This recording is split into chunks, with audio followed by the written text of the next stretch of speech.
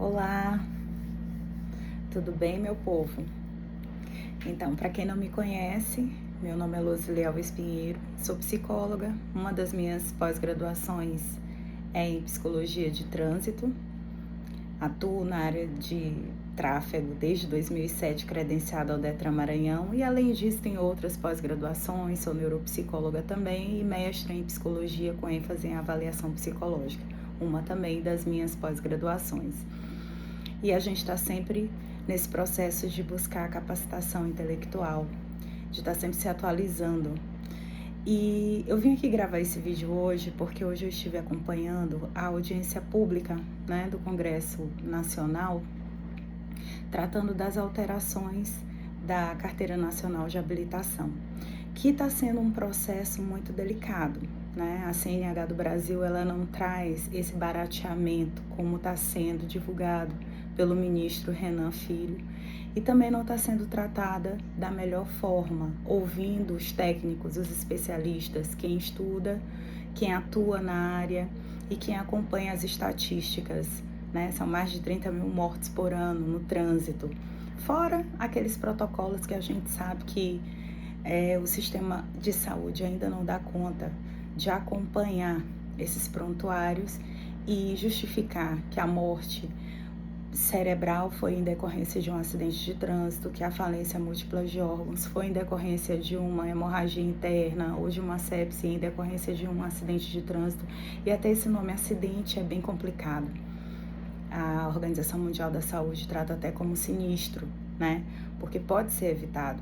E a gente aprende que existem 3 pilares para trabalhar a segurança no trânsito, A gente tem que levar em consideração o homem, que mais de 80% dos acidentes são comprovados que advêm da falha humana. Tem também a via.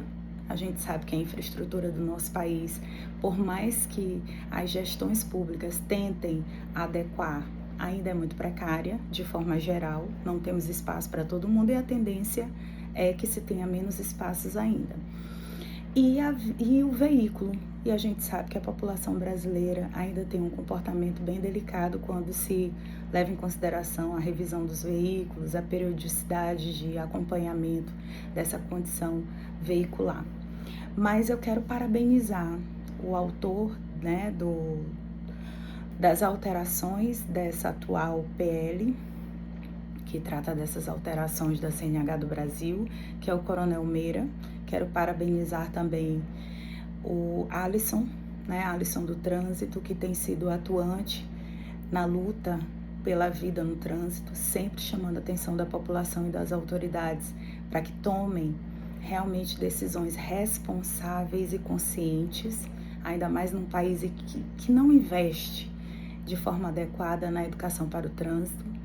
Quero parabenizar também Patrícia Sandri, presidente da Abrapsit, Associação Brasileira de Psicologia de Tráfego, por nos representar tão bem e por manter essa luta viva no país inteiro, mobilizando as psicólogas e os psicólogos especialistas em psicologia de tráfego, trânsito.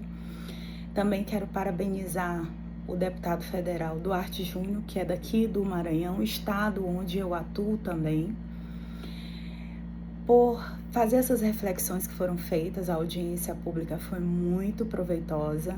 Pela primeira vez, e olha que eu acompanho bastante, pela internet, nas redes sociais do Congresso Nacional, essas audiências e algumas votações. Foi a primeira vez que eu vi aquele plenário lotado e, de acordo com as falas e algumas imagens, outros plenários e auditórios também do Congresso, todos lotados. A sociedade não sei se entende as consequências dessas fragilidades que estão aí fazendo parte dessas alterações atuais.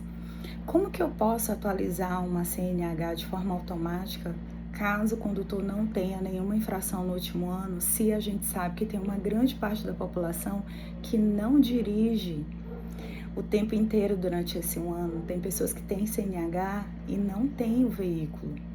E a gente não tem como controlar a condição de saúde mental das pessoas se a gente não passar por avaliações periódicas, tanto a avaliação física e mental quanto a avaliação psicológica pericial. E é ali que a gente identifica o quanto a população brasileira precisa que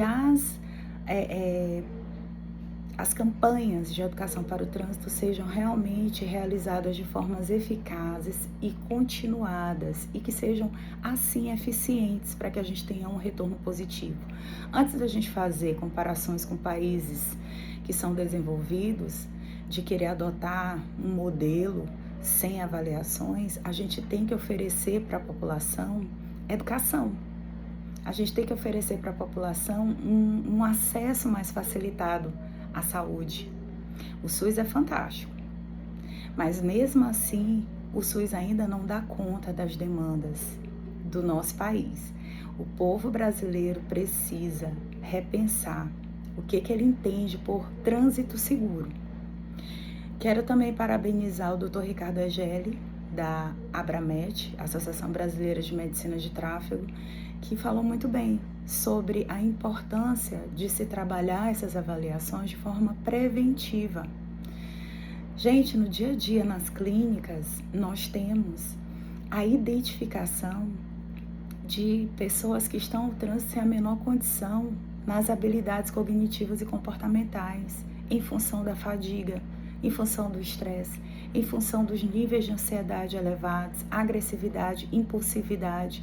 E nós sabemos que o trânsito ele é apenas um reflexo de toda a nossa vida, de toda a nossa subjetividade e das experiências que passamos no dia a dia e como as validamos. Não tem como separar o seu João, que saiu de casa muito chateado com alguma questão, e ir para o trânsito com nível de impulsividade mais elevado e dessa forma emitir um comportamento inadequado. A gente sabe que a nossa população também está dando acesso a pessoas portadoras de algum tipo de deficiência, pessoas com deficiências, pessoas com neurodivergências, pessoas com transtornos mentais, e tudo isso necessita de uma avaliação periódica. A gente precisa acompanhar esse cidadão, essa cidadã. E a gente precisa, inclusive, ampliar, porque desde que o CTB foi atualizado em 2021, com algumas alterações do tipo, passando de 5 a 10 anos a validade da CNH para a categoria de faixa etária que mais morre e que mais mata no trânsito, já se vê que é um país que precisa repensar, inclusive, os seus compromissos com os seus cidadãos e cidadãs. A gente precisa rever muitas coisas. A gente precisa entender um pouquinho mais desse sistema que é tão complexo e tão diverso que é o trânsito. Então, antes de fazer alguma alteração, consultem os técnicos, os cientistas, os profissionais que estão na ponta, que têm contato dia a dia com a população. É muito fácil a gente ir para um meio público e, para garantir votos, vender uma ideia de barateamento de algo que não é barato, que nunca foi e da forma que está, nunca será. São mais de 7 bilhões de reais gastos no Sistema Único de Saúde em função de demandas advindas do trânsito. Quantas vezes a gente precisa de um leito no Sistema Único de Saúde, de uma UTI ou de um setor de ortopedia e traumatologia, e o que a gente encontra tudo lotado de pessoas que sofreram algum tipo de sinistralidade, principalmente atropelamentos ou quedas de moto ou colisões, sem contar nas estatísticas da Polícia Rodoviária Federal. Não se está prestando atenção no Plano Nacional de Trânsito, não se está prestando atenção no Penatrans. Senatran, qual é o seu lugar nesse papel de atualização indevida e de forma até irresponsável? Cadê as câmaras temáticas do CONTRAN? Acho que a gente tem que repensar. Então, eu me disponibilizo como profissional atuante da área, caso algum parlamentar precisar de orientação, elucidação dentro da área da psicologia de tráfego, pode me contactar. Vamos juntos. A gente não está lutando por barateamento em CNH para vender ou ganhar votos. A gente está lutando é pela vida no trânsito. Sem contar as outras atrocidades de tirar a obrigatoriedade de uma carga horária necessária, que foi resultado de muito estudo de décadas, de carga horária de aulas teóricas e aulas práticas. Acho que precisamos repensar que tipo de seleção é essa que está sendo feita nos aplicativos para instrutores, onde nós temos profissionais que nem instrutores são, mas que estão lá cadastrados. E quem são esses instrutores? Que currículo é esse? Que curso é esse? Que qualidade de capacitação é essa que está sendo ofertada?